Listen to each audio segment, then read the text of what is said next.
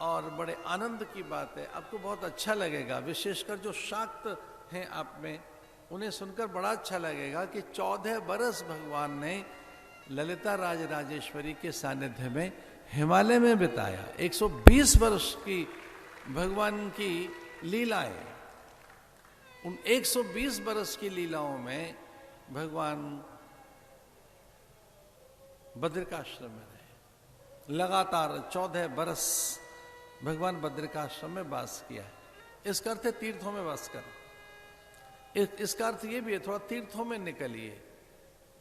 एक बड़ा सुंदर सा आश्रम खो गया, उसका नाम है वानप्रस्थ आश्रम, दिखाई नहीं देता है कहीं। बस सन्यास तो है, सन्यास में हम जैसे तैसे सन्यास आश्रम में हैं, उसकी कितनी मान मर्यादाओं का पालन हो रहा है, बड़ा कठिन है। हमारा सन्यास आश्रम बड़ा कठिन है, लेकिन उससे भी कठिन है वानप्रस्थ, जो दिखाई नहीं दे रहा है। और सबसे ज्यादा कठिन है गृहस्थ आश्रम, जो बड़ा चुनौतियों से भरा हुआ है। गृहस्थ आश्रम का नाम है घर या वो विला या वो बंगला नहीं है, आश्रम है। अपने घर को आश्रम बनाइए, वहां वैसे ही नियम लाइए, उसी तरीके के आचार विचार से रहो। अतिथि अभ्यागत आगंतुक के आदर के लिए भगवान ने कहा कि मैं सदगृहस्थ हूं, मेरी लक्ष्मी रुक्मणी और मेरी अनेक रानियां, उनके साथ भगवान 14 बरस हिमालय वास करने गए। साल में कुछ दिन के लिए समय निकालिए, तीर्थ में जाओ, नदी के पास, किसी झरने के पास, हो सके तो आश्रम में अपने गुरु के पास समय निकालिए। स्वाध्याय का, सदग्रंथों का अध्ययन करिए, वहां श्रवण करिए, महापुरुषों के पास रहकर मौन रहिए, थोड़ा जप करने आइए, अभिषेक के लिए आइए, नदियों का स्नान करने आओ, ये नियम बनाओ। भगवान ने 14 बरस हिमालय में वास किया। ऐसे ये उत्तर काल की सारी लीलाएं हैं भगवान की। और भगवान फिर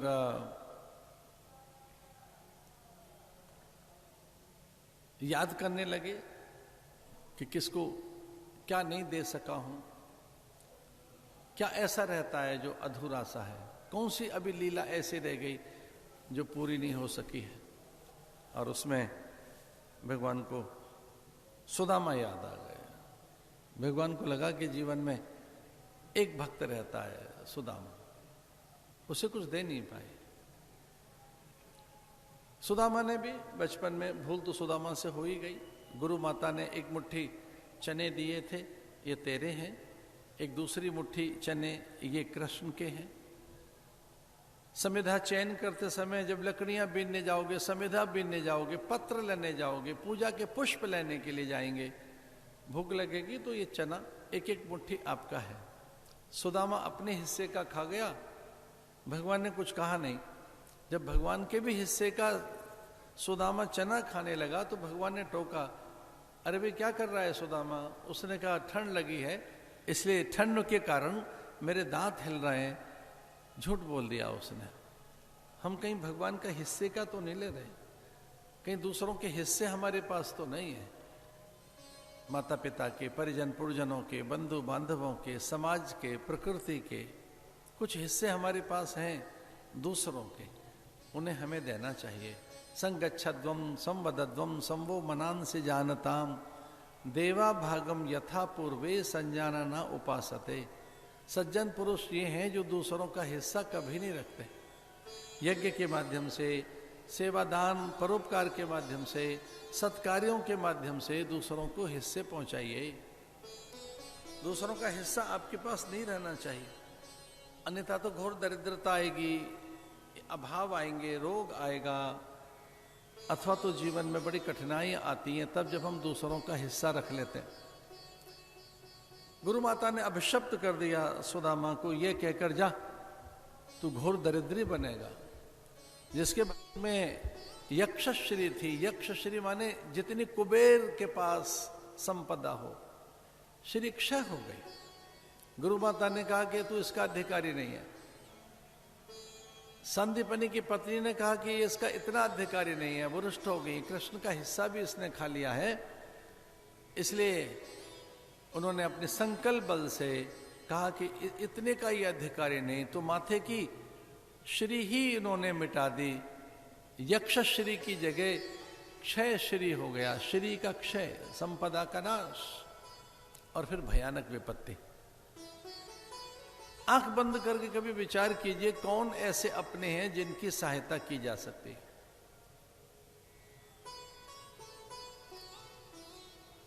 कभी सहायता अपने से, अपने अपनों से, अपने स्वजनों से, जो दीन हैं, दरिद्र हैं, साधनहीन हैं, जो अभावग्रसित हैं, अपनों से भी आरंभ कीजिए। दरिद्र को ढूंढने के लिए किसी झोपड़ पट्टी में मत जाइए, दरिद्र को ढूंढने के लिए घर में ही है कोई, अपने भी आसपास है। कोई स्वास्थ्य से दरिद्र है, कोई संस्कारों से दरिद्र है।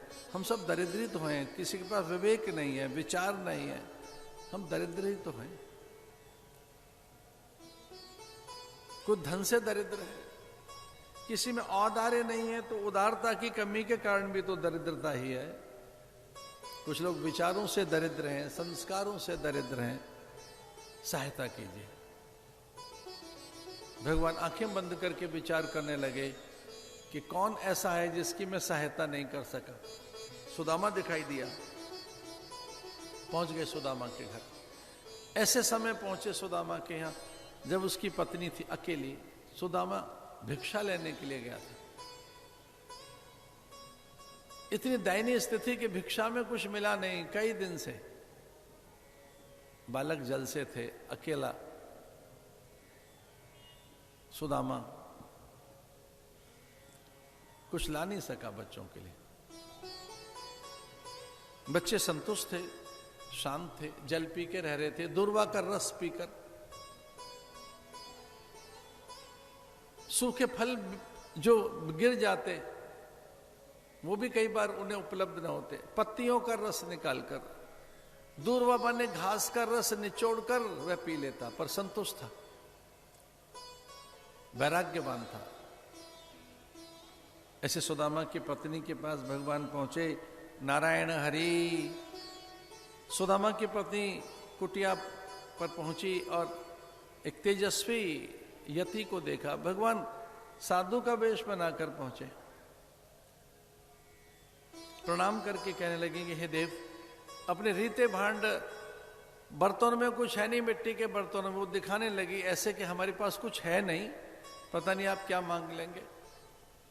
भगवान ने कहा मैं जानता हूं आप क्या कुछ है नहीं, पर जल ही पिला दीजिए। और वो जल पिलाने के लिए दौड़ी तो पात्र भी जल का गिर पड़ा हाथ से और वो जल नहीं पिला सकी। अंदर से बड़ी व्यथित थी, बड़ी आहत हुई। जीवन में पहली बार कोई साधु भिक्षा मांगने आया। हमारे पास धान्य कड़ी नहीं, कुछ नहीं ऐसा कि मैं साधु के हाथ में दे सकूं। आज तो पत्र भी नहीं है, कोई सूखा फल नहीं है, साधु भूखा द्वार पर खड़ा है। कैसा हमारा दारिद्र्य है, कैसा ये हमारा प्रारब्ध है कि साधु भूखा जा रहा है द्वार से। भगवान ने कहा ना मैं भूखा नहीं हूं। भगवान अपने आप कहने लगे कि उतनी प्यास भी नहीं है, मैं तो एक संदेश लेकर आया था। उतना भूख प्यास नहीं है मुझे, मैं तो एक संदेश लेकर आया था। और आपके पति के लिए संदेश है। क्या संदेश लाए? साधु को प्रणाम करते हुए उस सुलभा सुशीला ने कहा क्या संदेश है? बोले संदेश ये हमने सुना है कि आपका पति कृष्ण का मित्र है, हमने सुना है आपका पति द्वारिकाधीश का मित्र है। बोले हाँ महाराज ये तो सच है, नारायण का मित्र हैं हमारे पति। तो बोले भाई यही संदेश लेकर आया हूं मैं। क्या संदेश है? कि संदेश ये है कि अपने पति को द्वारिका भेजिए, ऐसा कुछ हमारा मन है। ये हिमालय का संदेश लेकर आया हूं। और सुदामा के आगमन पर भगवान तो अंतर्ध्यान हो गए, वे हर्षित है। सुदामा के आने पर मालूम था सुदामा की झोली में आज भी कुछ नहीं होगा, लेकिन वह हर्षित दिखाई दी, बड़ी आह्लादित दिखाई दी। पूछा सुदामा ने कि इतना आनंद, इतना आह्लाद तो दो बातों से हो सकता है, या तो तुझे भगवान के दर्शन हो गए या कोई ब्रह्मज्ञानी द्वार पर आ गया होगा। वह सारा वृतांत बताने लगी। एक योगी आया, कोई संदेश लेकर आया है हिमालय का, वो कह रहा है कृष्ण के पास आपको जाना है, बस अभी इसी समय दौड़िए, निकलिए। अड़ोस पड़ोस से कुछ टूटे फूटे तंदुल ले आई, उधार के मांगकर अपना चीर फाड़ कर दे दिया, एक पोटली बनाकर, और द्वारिका की ओर प्रस्थान किया। याचित्वा चतुरो मुष्टीन् विप्रान् पृथक् तण्डुलान् चैलखण्डेन तान् बद्ध्वा भर्त्रा तादादुपायनम्।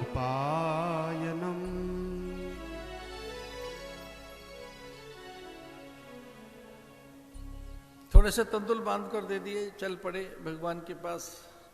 बड़ों के पास रेते हाथ मत जाइए, किन्हीं के पास भी खाली हाथ क्यों जाए, कुछ लेकर जाएं, फल फूल पुष्प, और कुछ नहीं तो प्रणाम। कोई खाली हाथ मत जाओ, बड़ों के लिए कुछ लेकर जाइए। भगवान स्वयं कहते हैं पत्रम पुष्पम फलम तो मैं भक्त्या प्रेक्षति। भगवान स्वयं कहते हैं कि कुछ पत्र पुष्प फल कुछ भी